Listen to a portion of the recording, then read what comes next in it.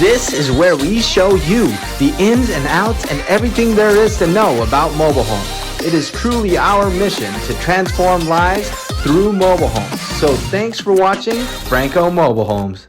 What's up, guys? Thanks for watching Franco Mobile Home Show. And today we have a special guest. We have Matt Mahan running for mayor of San Jose, California. So thanks for being here today. Really appreciate your time coming here and spreading kind of the awareness around mobile homes. Absolutely. Thanks for having me. Hey, everybody. So awesome. I definitely want to show you a tour of this home. This is actually a home that we had that was a very old single wide. We have a lot of, because these were built in the 70s, they were not optimized for high density housing. So there's a lot of single wides here that were really only about 600 square feet. Okay. So what we did here is we converted that to a much larger home to be able to house a bigger family. Yeah. So this one here that we're going in is about 1,800 square feet. So let's go inside. Awesome. All right. So as you walk in, I know we typically have this stigma of mobile homes, and I want you to really kind of tell us how you feel about this. But looks brand new.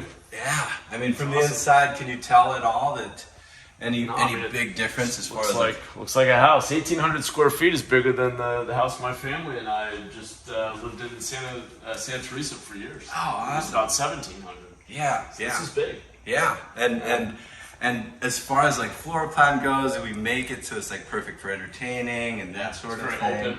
Exactly, and there's so much land in San Jose that is really that we can keep creating opportunities like this to make more affordable ownership happen, right? So yeah, that's our biggest goal. So, yep, this is the living room here. We got the kitchen and also the dining area right here.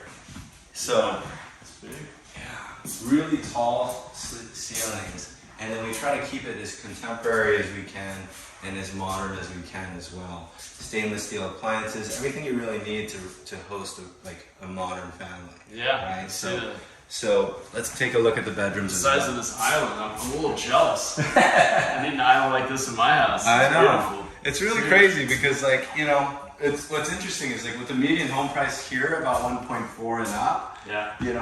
What you get with those homes, it's really kind of standard. And if you get something like 1,800 square feet here, granite, stainless steel throughout, that sort of thing, you're looking at a very high ticket price. Right. But here, with ownership of something like this, it's about a third of that. So something like this is about $350,000. Wow. $350,000. That's incredible. Yeah. So allowing people to get into that ownership is a very important thing.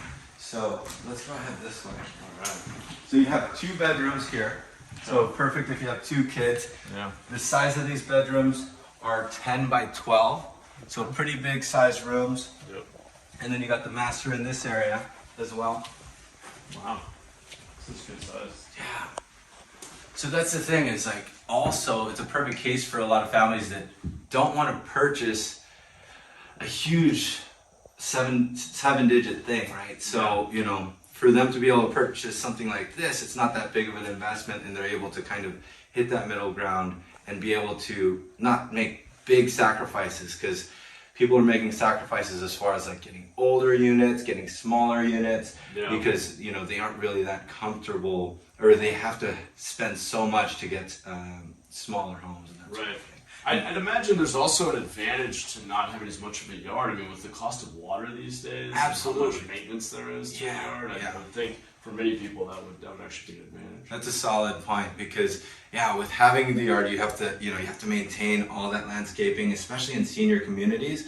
They don't want to be taking care of all of this stuff anymore. Right. We have a lot of boomer generations that want to downsize and get something smaller, low maintenance, and much easier lifestyle for them. Right. And especially in senior communities themselves, they feel a sense of connection as well, because everyone's above 55 and over. Everyone has similar wants and needs, and they also connect with holidays to get together and have events like that too. So it's a really cool lifestyle that people get into. So I'm going to show you the last thing here is the master.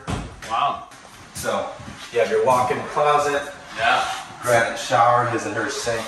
Just trying to showcase really what's possible with these homes. And I mean, it's a huge closet. Yeah. It's almost like another room.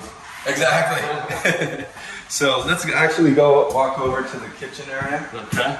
You know, I feel like we're always focused a lot on rental assistance and lowering rent for certain people, but sometimes that doesn't really work at scale. Now, we also need more and more options for ownership and attainable ownership as well. And for a lot of people, this is kind of that perfect place, and being able to own something like this makes a big difference for people because they get those benefits that single-family home ownerships get as well. They get appreciation, they get equity, they get write-offs as well. Yeah. Not just rental assistance that allows them to, that they aren't getting the benefits of ownership. Right, and price stability. Exactly. Right? Exactly. I mean, you know what your mortgage payment's going to be. Exactly. And part of that is why we, you know, I guess for a regular family, especially teachers and that sort of, you know, the regular working class, for them, we're finding a lot of them being pushed out of the area because they don't have that many options to live. Absolutely. So now with this allows for them to have a more attainable stepping stone because it's either you're renting at $3,000 a month or you're purchasing something at 1.4 million, and there's really almost nothing in between. Right. Now with this, they have that hybrid of ownership and a little bit on the rent side as well to be able to make that step forward and step ahead to get ahead. Yeah. It's a great example of that missing middle housing that we're looking for. I mean, we need more options for working people, and there just aren't enough. We've seen job growth continue to accelerate in Silicon Valley, and housing just hasn't kept pace. We just haven't been building enough housing, and so you're right, people are getting priced out. Displacement's one of the biggest challenges we face as a community. So I think options like this create another rung on that ladder, another opportunity for people to get into the market, have equity, as you say, build wealth. And I think that's huge. I think that's really important. Absolutely. I mean, I did want to ask you kind of your touches on housing and how you plan to kind of improve that in any ways and what's kind of important to you. Well, we have to, of course, protect our mobile home parks, which are naturally affordable housing, as you're describing. I think part of the future of housing in San Jose, at least, will need to also be building up because we're not making more land, and so there's still some opportunities to grow within the footprint of the city. But for young people, retirees, we're going to have to build up their transit in places like downtown. But I think we can learn something from our mobile homes, actually, which is that one of the beauties of this kind of community is that you have a sense of community, you have public space, a shared pool, and a clubhouse. And then you often do have a smaller footprint, at least you don't have as much of a yard to maintain, which actually brings costs down.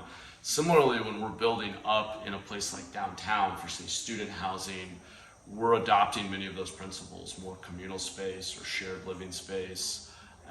Obviously, people don't have a yard to maintain, and so you can be more affordable by design, is what we call it. Exactly. And so that principle holds whether you're building up or you're in just a more compact area like a mobile home park. I think many of those principles of creating different levels of affordability holds either way. Absolutely, and I love that you think that way as well because it's so important that we, you know, with population growing here rapidly and construction getting more and more difficult, we really need to find not just one solution, but also allowing more creative housing. We need a lot of different options, and often our processes and permits and codes aren't flexible enough. And so I think we need to give people the ability to build a smaller unit and therefore charge less for it, because that's an entry point for a young person, for example, or it's something that a retiree can step down into and find more affordable. It also hits on the role of government here, and I think we need to do more to reduce the cost and the timeline of construction. We, in my view, make it too difficult to build housing in our community. And a lot of that has to do with permitting and fees and the various regulations that are important. We want to protect the environment and mitigate traffic impacts and preserve historical sites, but we need to find ways as a city to streamline those processes and bring down the cost of construction to make housing more affordable. Absolutely. Yeah, and then as far as, is there anything else you wanted to share, I guess, for our viewers? A lot of our viewers are very, are residents around mobile homes and that sort of thing. Anything you wanted to share on that? Well, I think I mentioned protection and preservation of our affordable housing, and one of the things we've been talking about is a special land use designation for mobile home parks that would help add an extra layer of protection so that those sites don't get converted into something else. I think it's important that we protect our affordable housing, but in general, I appreciate the tour, and I'd just say, it's impressive. I mean, this is as nice as any other single-family home I've seen, and for 1,800 square feet at a third of the cost is kind of unbeatable. So it's a very impressive option. Yeah. And thanks so much for being here. Yeah, thanks for So that's having me. pretty much it. I appreciate it. Well, thanks, and appreciate it. Awesome. Yeah, have a good one, everybody.